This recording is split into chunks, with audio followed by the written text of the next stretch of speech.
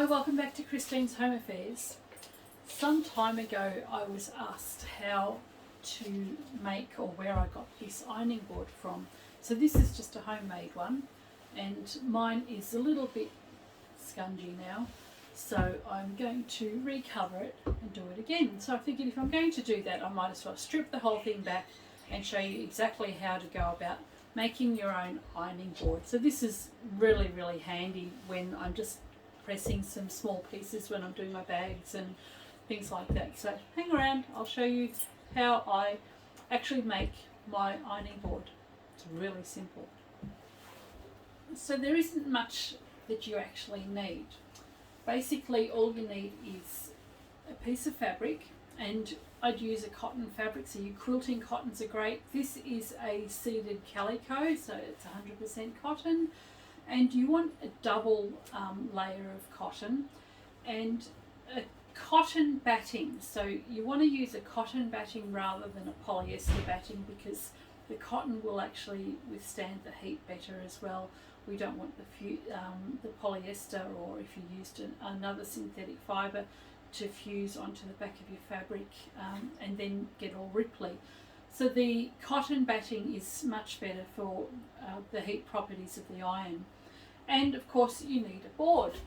So this is just a 1/2 inch board or a 12mm board, and I've just got this from a hardware supply place, and all I did was just ask for an offcut. So go with whatever size you like, but I think I've done 18 inches by 24 inches in my board. It's a good size, especially for quilting fabric when you're pressing that down. So I wanted it mainly for my quilting fabric, but also for my small projects that I do a lot of these days. So anyway, this one's an 18 by 24 board, and it's about 1/2 inch thick, or 12mm thick. So I've got my board, my wadding or my padding, and 2 layers of fabric. The other thing you need is a hammer, and you want some kind of a tack or screw or something to be able to attach the fabric to the bottom of the board. So I'm just using drawing pins or thumbtacks. So these have got a nice flat edge. They don't scratch the surface of your table or your benches, and they've got a nice rounded edge on them as well, and they're not too deep. We don't want to have anything deeper than that 1/2 inch board. So let's get to it. When you're measuring your fabric and your wadding, you want to make sure that you have 4 inches more than the size of your wadding, than your board. So my board is 18 inches by 24 inches. I want my fabric to be a minimum of 22 inches by 28 inches. So I've just added 4 inches to the 18, 4 inches to the 24 inches, gives me 22 by 28 inches. And it's just a rough guide. You want to have at least that much, just so that you can actually turn your fabric over and nail it down or tack it down. So stick around and I'll show you what we do. So this is the fun part. I've got my board, I've got my fabric and my wadding. I'll just set that board down for a sec, and I want to make sure that my wadding is all nice and flat with no ripples or anything going through it. And I'll lay that down. Now you'll see that my corners have already been cut out, but that's fine. I'm reusing an existing piece of wadding.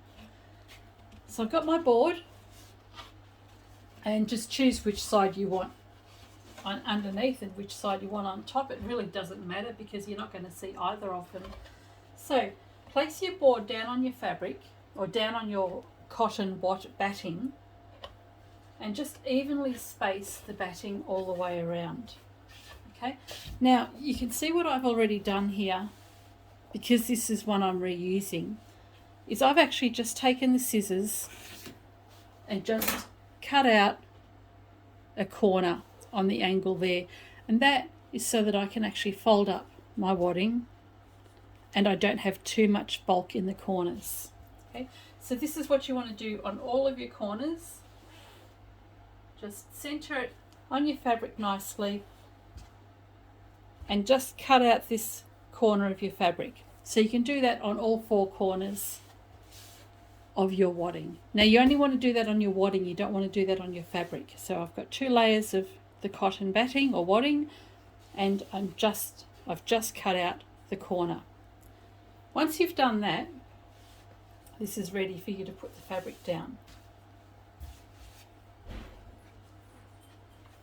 So once you've cut your corner off the wadding or the batting, your fabric is placed underneath, nice and taut.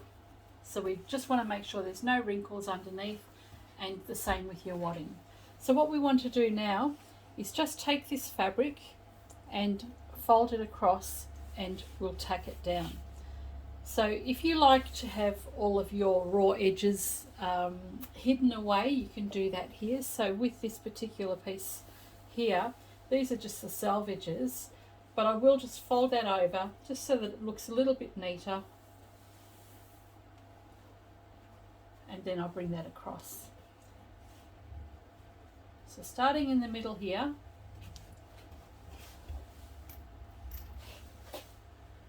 just put one tack down, and you want to make sure that your fabric is evenly spaced, top and bottom and left and right. So you want to make sure that you've got the same amount of fabric, just for balance really. You're not going to see it underneath, so it doesn't really matter. And hammer that down. Go up to the other end, do the same thing, just push the tack down, it'll just give you a bit of a start. And same on the other end.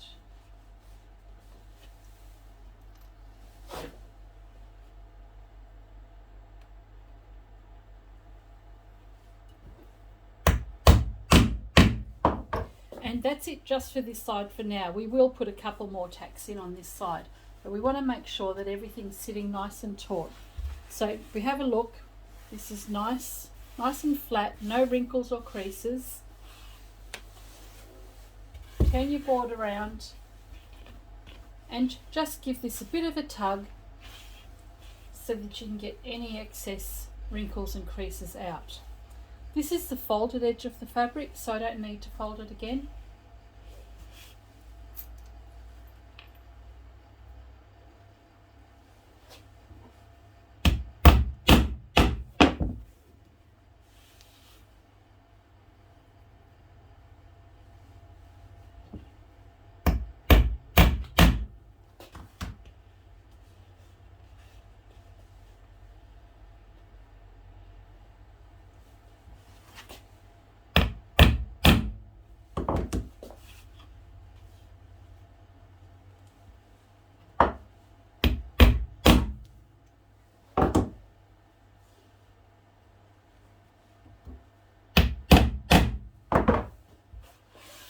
And just check that that's nice and taut.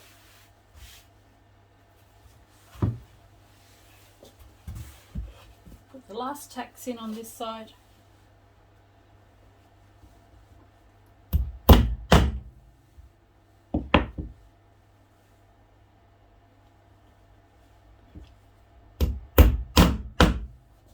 And then we want to go and fold this up. So we've got the corners cut out of the wadding, which helps reduce that bulk, and we just want to pinch this corner in and bring this up and over so that it sits nice and flat there.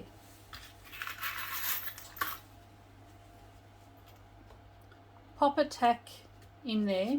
Now we want it out of the way of the other one. Just press that down until it makes a start. Now you can see I've got the raw edge here. I actually cut my fabric a little bit short. I would have liked to have folded my raw edge under, but that doesn't matter. Nobody will ever see that's there, and it's not going to affect the way I iron.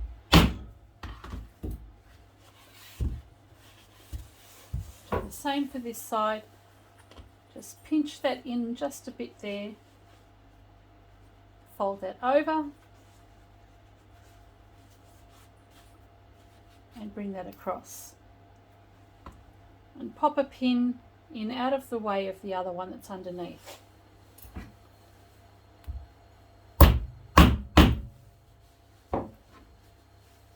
And then we can go and do the rest of this side.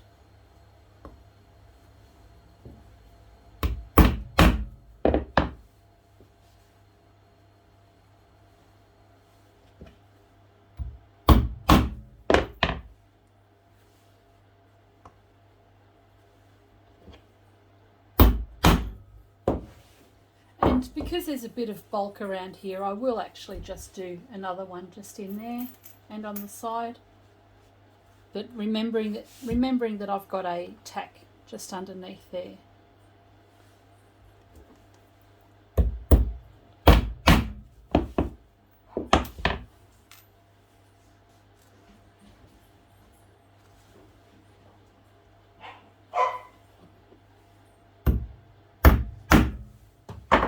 And we'll do the same for the other end. And just flip it over just to make sure it's still nice and taut. So if there's any little wrinkles in there, you can actually just pull the fabric at this end and make it nice and taut.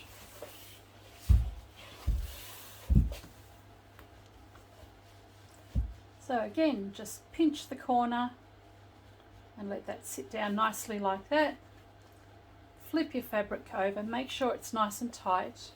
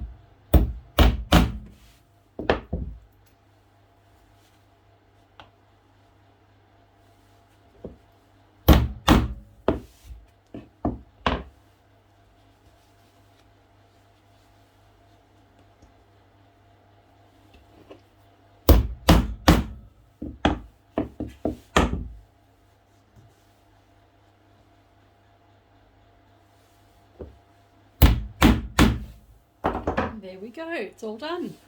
So flip it over, check it, looks good. So there we go, we have a quick ironing board made up just out of a piece of timber, 1 or 2 pieces of fabric and some cotton batting. And this will give me years and years of pressing. So the last one I think I had for probably about 8 or 9 years. Look, it just depends on how dirty your fabric gets, whether you want to change it. So this one will give me probably the rest of my life. I'll just have to be a cleaner ironer. Hope you've enjoyed this video. If there's anything else you'd like me to make, let me know. Pop a comment down below. Hit subscribe if you'd like to be kept up to date. And I'll catch you next time. Bye for now.